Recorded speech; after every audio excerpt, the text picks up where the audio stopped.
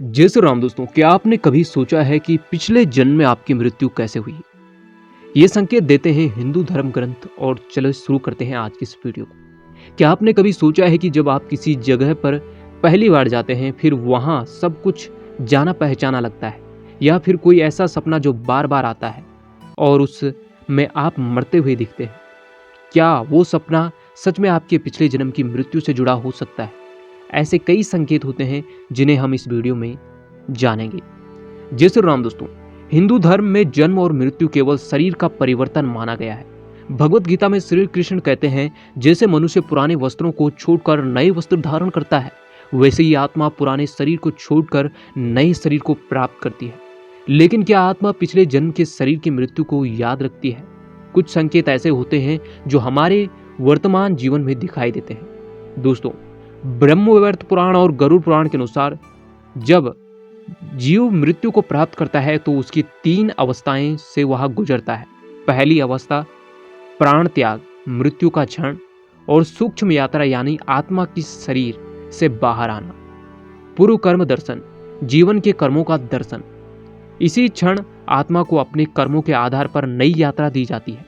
अगर किसी की मृत्यु दर्दनाक होती है, जैसे हत्या, आत्महत्या, दुर्घटना, तो आत्मा को वह दृश्य गहराई से दर्ज होता है और अगला जन्म उसी स्मृति के साथ लेकर शुरू होता है।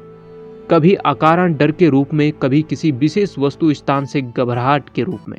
तो दोस्तों, क्या आपने कभी बिना वजह पानी से डर महसूस किया है? संभव है कि आपके पिछले जन्म में आपकी मृत्यु डूबने से हुई हो।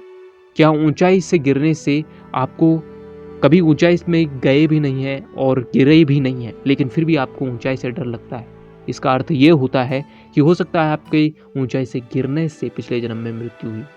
क्या कोई विशेष सपना जो बार बार आता है, जिसमें आप भाग रहे हो या गिर रहे हो, यह आपके मस्तिष्क में अंकित है, पूर्व जन्म की मृत्यु का संकेत हो सकता है। गरुड़ पुराण कहता है कि जो मृत्यु के क्षण में अंतिम विचार होता है, वही अगले जन्म में सबसे गहराई से जुड़ा होता है।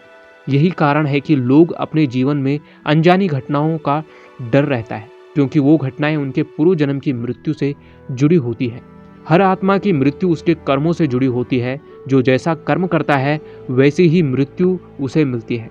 विष्णु पुराण में लिखा है कि कर्म ही मृत्यु का कारण है और मृत्यु ही अगला जन्म तय करती है।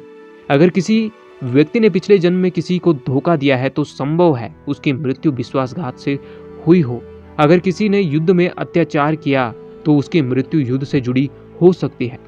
केवल मौत अंत नहीं, बल्कि यह एक संकेत है हमारे अगले नए जन्म के प्रारंभ का।